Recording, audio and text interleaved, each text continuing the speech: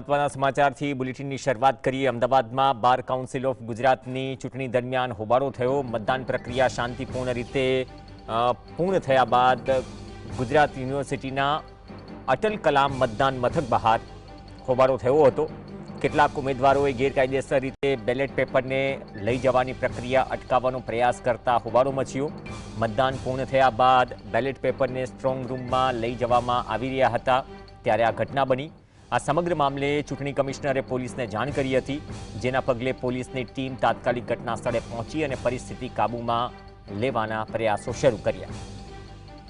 તો bar council of ગુજરાતની ચૂંટણી યોજાઈ। 2 સેન્ટર પર અમદાવાદમાં મતદાન થયું અને અંદાજે 55% જેટલું મતદાન થયું, પરંતુ યુનિવર્સિટીમાં જે મતદાન કેન્દ્ર પર મતદાન થયું ત્યાં બેલેટ પેપરને લઈને જ્યારે મતદાન પ્રક્રિયા પૂર્ણ થઈ તો તેને સ્ટ્રોંગ રૂમમાં લઈ જવાતા સમયે હોબાળો થયો હતો અને પોલીસ પણ ઘટના સ્થળે પહોંચી હતી।